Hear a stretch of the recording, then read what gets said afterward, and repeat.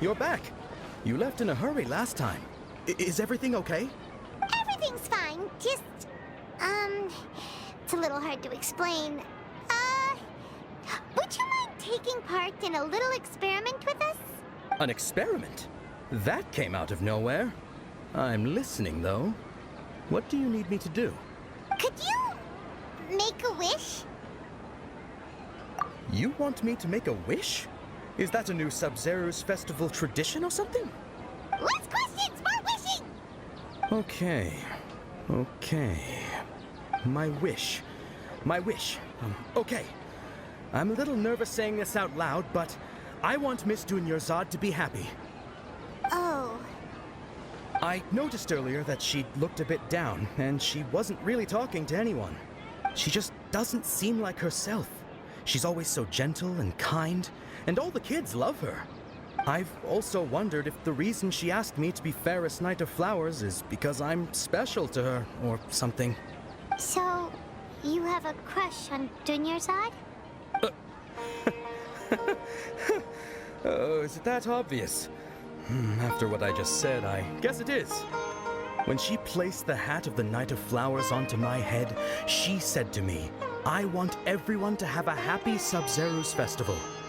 What she didn't realize was that I'm not that interested in how everyone else feels. In that moment, I just wanted to be her Knight of Flowers for the rest of my life. 50 years, 100 years, I'll serve her till the end of time. Okay, yeah, that was a bit much. Felt like the right moment to get it off my chest, but that was pretty embarrassing. Okay, I'm ready to make my wish. I would like Miss Dunyarzad to appear in front of me right now with a smile on her face. Here goes. Please come true. I'm gonna open my eyes. Oh, you're... What? Fucky? Sorry, but only one portion of Yelda candies per person. Back home you go. Nice try, you two.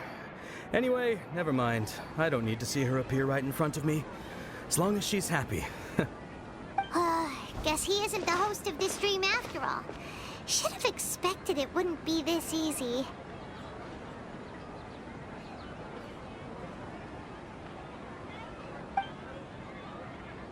It seems like everyone who knows Dunyarzad loves her.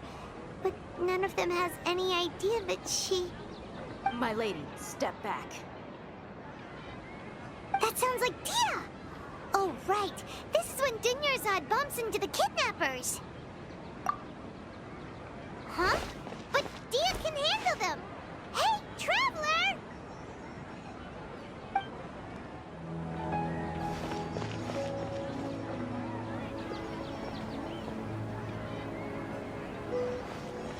Oh, it's you. Great timing. Please take...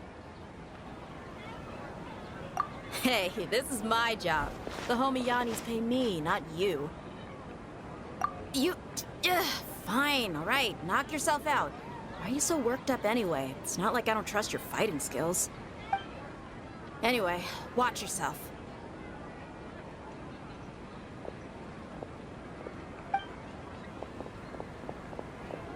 So you got yourself some backup. Suit yourself. You're going down. That's close enough. Stabilize. Illusion shot! Be still.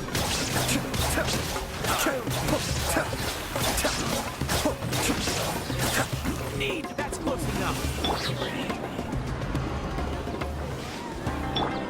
Shine down! Access denied.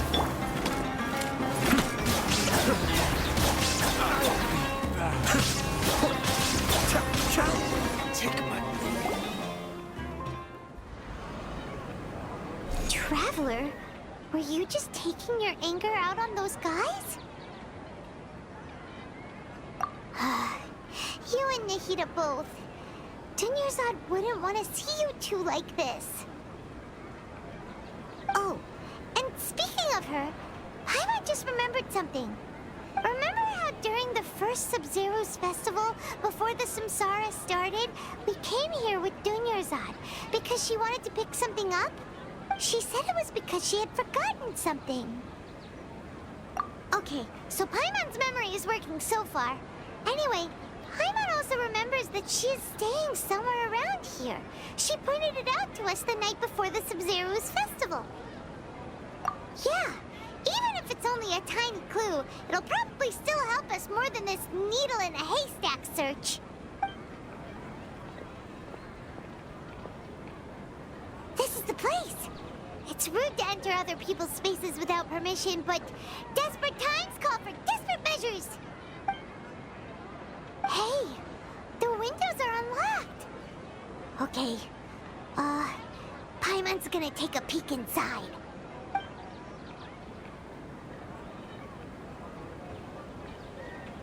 This was only a temporary residence, so there was pretty much nothing inside except this book on the table. Should we open it?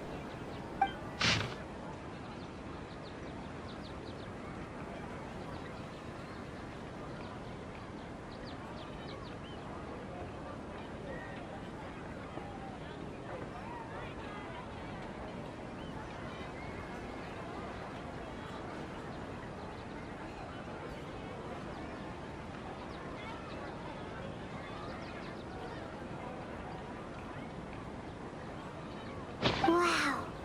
Dunyarzad wrote all of this. Sounds like she was always thinking of us even while we were away. Even though she was also busy preparing for the Sub-Zero's festival and had all her health problems to worry about. She must have wanted to give this to us as a gift on the day of the Sub-Zero's festival, right?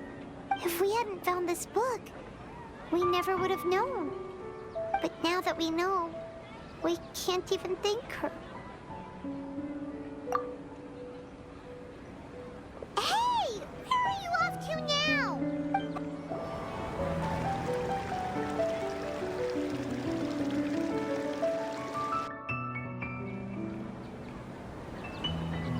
It's Dunyarzad's puppet.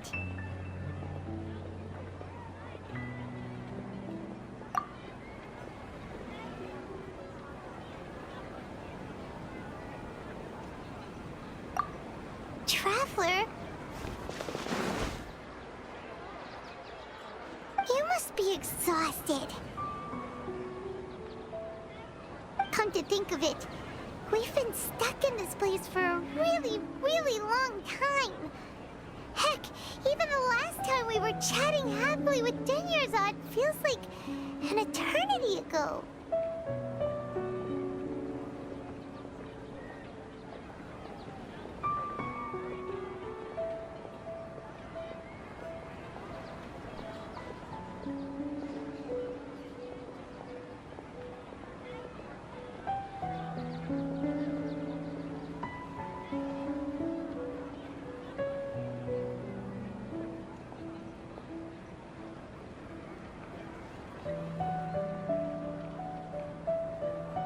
Paimon still remembers when we were sitting here, and the way her eyes sparkled when she talked about Nilou's Dance of Sub-Zeros.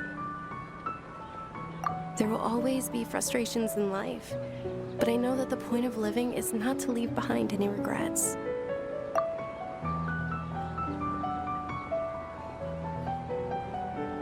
That was what the real Dunyarzad said, wasn't it? Does that mean... Yes, Traveler. What is it?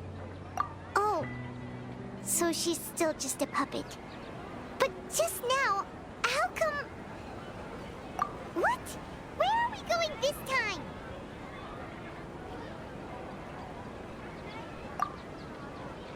If you continue to resist, we will have to order an investigation into every single event organizer. The Grand Sage has already granted you much leniency. I advise that you exercise tact. How did things turn out like this?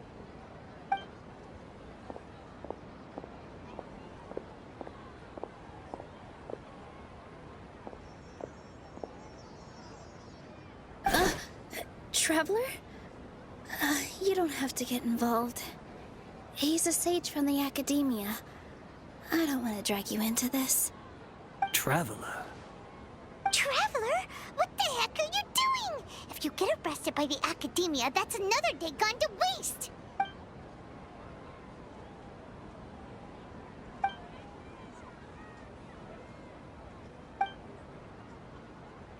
Wait, they're not reacting. Have they been scared stiff? Oh, of course!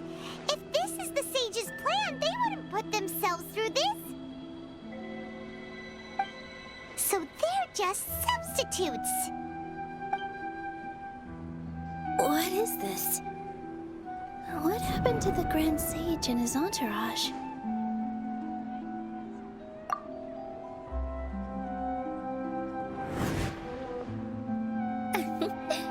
Like I said, they symbolize the goddess of flowers.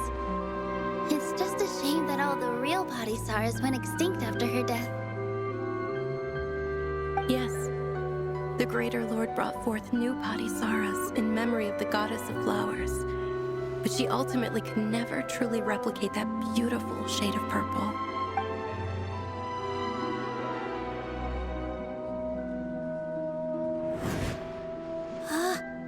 That beautiful shade of purple. Aren't these flowers real Padisaras? Just like the ones from the legend? I didn't even notice. Tanyarzad, did you find these? But didn't you just say all the real flowers went extinct after the goddess of flowers passed away? So, how? Yeah. What's going on here?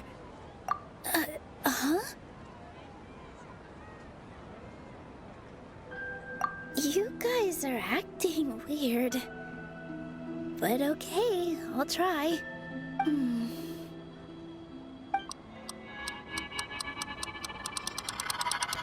Hey! They disappeared! So Nilu's the host! What a surprise! Purple Padisaras don't exist in the real world anymore. But in Nilu's subconscious, they can appear as decorations on the stage. It's just like the example Nahida told us.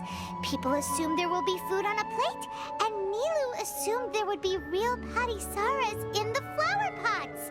So when you saw the flowers, you instantly knew it was Nilu? But if we want to end the samsara, we need the host to become aware that they're dreaming. How should we make Nilu realize that? Am I dreaming? Huh?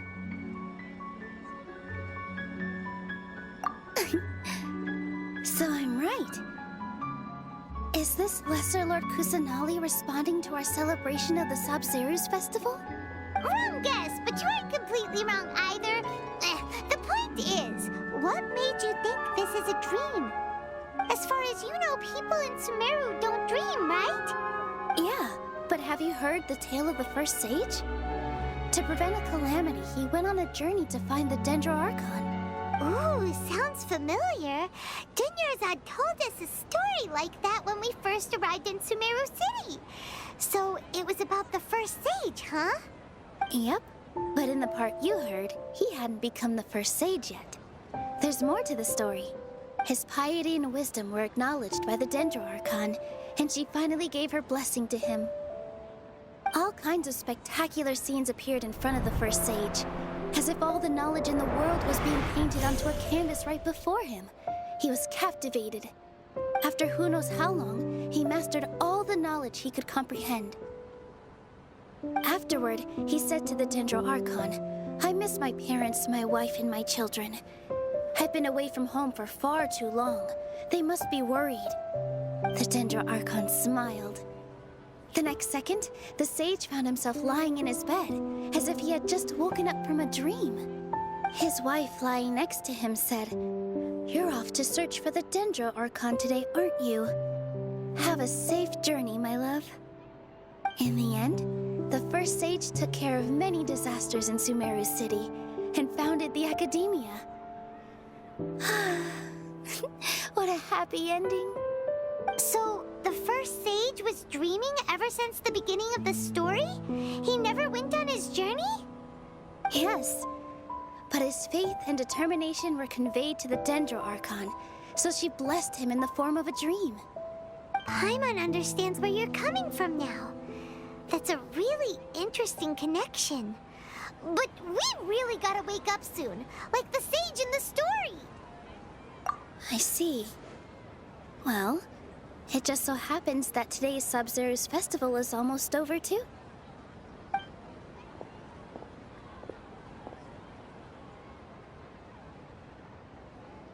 Since we're in a dream, let's make this final dance of Sub-Zero's as beautiful as we can.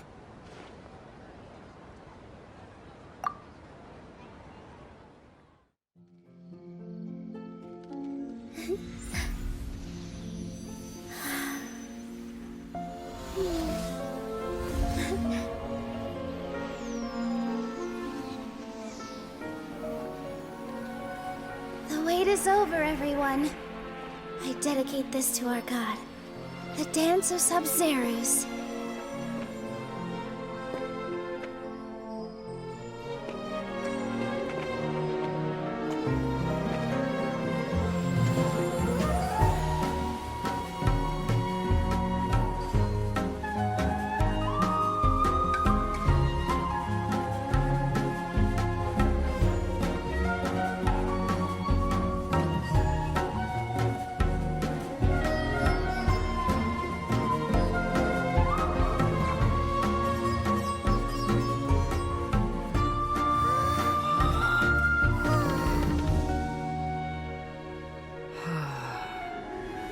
I'd be lying if I said I had no regrets. I would have loved to see Nilou's dance.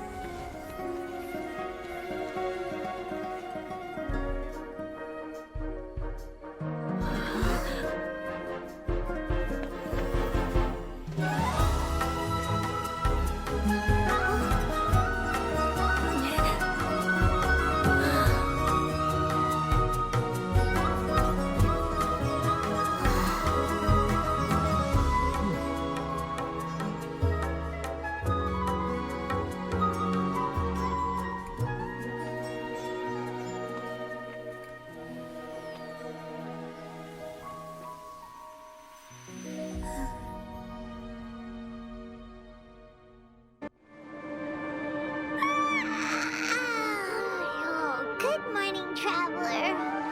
Oh, Paimon feels like she's been asleep for the longest time. Paimon's head feels super heavy. Did we oversleep? Do you even remember going to sleep last night? Paimon thinks it was after the Sub-Zero's festival. The Sub-Zero's festival! Have we finally escaped from the Sub-Zero samsara? Quick! Take off your Akasha terminal!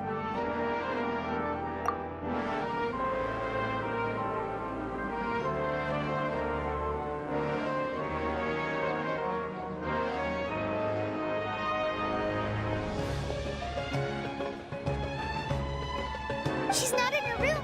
What happened? Huh? What usual spot? Well done, Traveler and Paimon.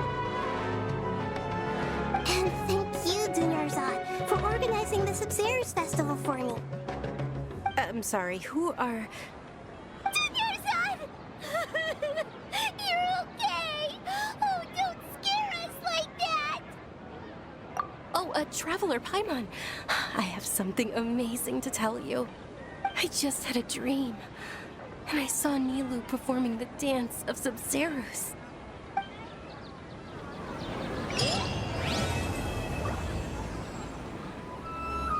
You're actually Nahida, aren't you? Paimon felt like Catherine was acting weird when we met at the Sub-Zero's festival. And Dunyarzad, did you save her? It's a really long story. We shouldn't disturb her. Her consciousness is still weakened. Let's chat somewhere else. How about by the Traveler's favorite bench?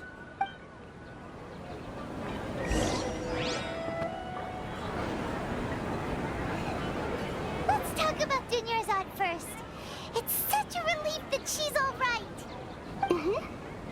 After we parted on the last day of the Sub-Zero's festival, I left the city and saw what the traveler had described. Among the countless dreams, I found one that was growing fainter and fainter. This proved my suspicion. Once Dunyarzad could no longer bear the Akasha harvesting her dreams, her consciousness began to dissipate. But this also meant it escaped the Akasha's control. Such a small fragment of consciousness can't last for very long, though. It will return to its original dream, where both will gradually fade until they completely disappear. I used all the power I had to keep her dying dream alive as long as possible, but it still wouldn't have lasted for much longer if it hadn't been for you two breaking the samsara. So it looks like we did manage to save Dunyarzad in the end, and not a moment too soon. Huh? Why are you two smiling so happily? I thought you'd be so moved that you'd start crying. I need to spend more time observing human emotions. Both are fine. Everyone reacts differently. All right. You two must have a lot of other questions for me, right? After all, you saved my faithful believer. As your reward, I will answer any and all questions. At the Avidia Forest, there was this incense that made the traveler fall unconscious and dream of a huge tree and a red sky. You also heard someone's voice, right? It said world and forget me. Yeah, so you do know! We've been wanting to ask you what that was about, and if the red sky was related to Conria. It seems like the traveler established a connection to Irminsul. That was a message left by Greater Lord Rukkhadevata's residual consciousness in Irminsul. Perhaps her last memory before she died. As you two probably know, Greater Lord Rukkhadevata disappeared after the disaster in Conria. The timings of these events do line up, so your suspicions are reasonable. A message from Greater Lord Rukkhadevata? We thought it was from the Scarlet King. The Scarlet King? That god who died even longer ago? Some present-day desert dwellers still worship him. You probably just heard some of their conspiracies. Okay, so what does the message mean? I still haven't managed to decipher it. Even the Akasha isn't currently capable of doing that. Greater Lord Rukkhadevata's residual consciousness in Irminsul seems to be contaminated with something that has a very dangerous aura to it. Many devoted scholars go mad as soon as they connect their consciousness. I've warned the academia about this many times, but people still keep falling victim to it. But I believe this is the key to saving Irminsul. That's why I've kept trying to decipher it. So the tree in the vision was Irminsul? Oh, Tainari also said that Irminsul is sick. Is it because of the contaminated consciousness? But even if you can't figure out what that vision was all about, it seems like our search for you was all in vain. The traveler wasn't affected after coming in contact with that consciousness. I've never seen anyone like that. With you here, we may have a chance at deciphering it. No, we must decipher its secrets. I've already eliminated all other factors that might affect Irminsul. This is the only one left. This puzzle has life and death at stake. It could determine Irminsul's fate, as well as Tevat's. To be accurate, I'm using the Akasha as a medium to occupy Catherine's consciousness. How did you do that? Poor Catherine. Does this mean you can also occupy other people's consciousnesses? Theoretically, I can enter anyone's mind as long as they're wearing their Akasha terminal. The Akasha is the legacy of Greater Lord Rukkhadevata. As Lesser Lord Kusanali and the first Akasha terminal, my consciousness has always been linked to the Akasha. I've always respected my people's free will, so I've never actually occupied their consciousness. When necessary, I just borrow this bionic Snezhnayan puppet. Hold on. Did we just learn some deep, dark secret? So Catherine is... No wonder Paimon felt something was off about her. What about your own body? Why do you need to borrow other people's? Don't you live in the sanctuary of Surasthana? That story begins a long time ago. After Greater Lord Rukkhadevata disappeared, the sages found my newly born self and took me back to Sumeru. At that time, I was young and weak. The sages kept me in the sanctuary of Surasthana, ostensibly for the sake of protecting me. But I've hardly heard from them since.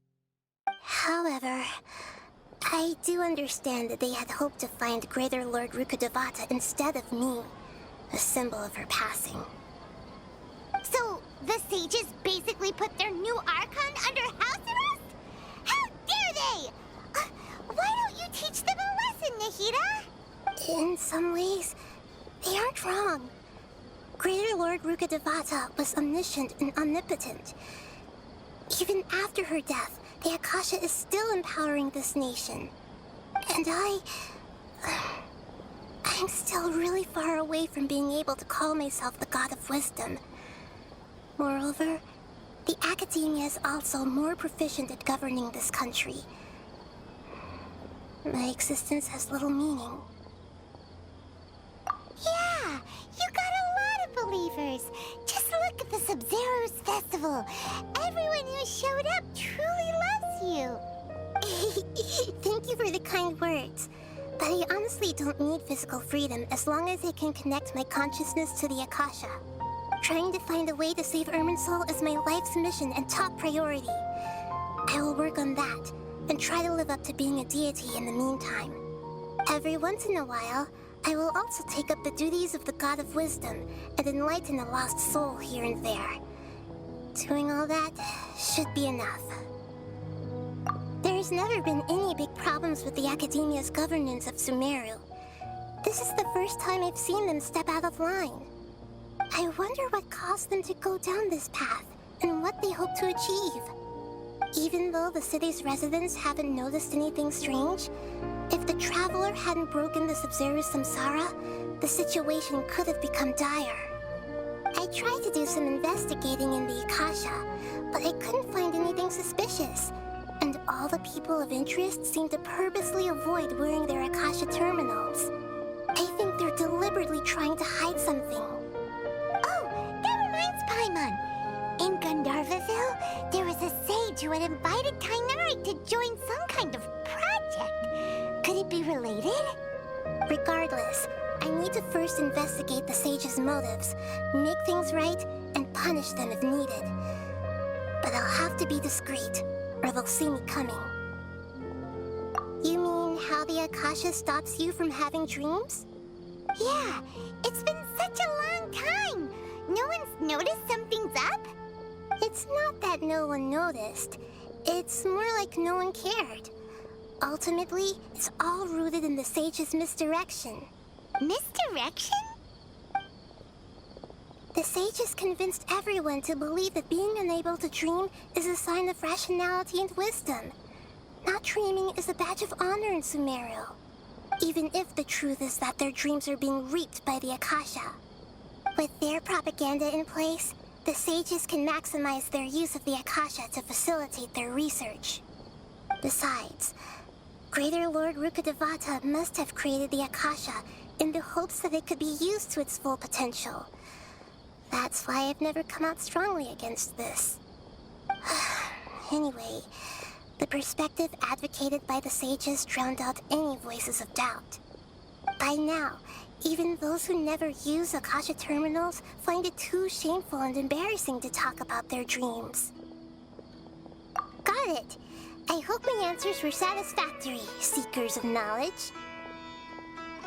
To be honest, maintaining Dunyarzad's fading dream took a lot of mental energy. I think I may need to rest for a while. Oh, and you don't need to worry too much about the sage's activities for now. The Akasha won't be able to conduct another project on the scale of the Sub-Zero's samsara in the immediate future. Go and get some sleep. Leave everything to us. What a relief. This is truly the most exhausting birthday I've ever had. Traveler? Paimon? Why am I here? Do either of you know? Maybe you were sleepwalking. You know you can't wake up a sleepwalker. We happened to walk by, so we thought we'd wait for you to wake up. I see. Huh. I should visit my maintenance personnel sometime. Oh, I'm fine. I better go. Thank you.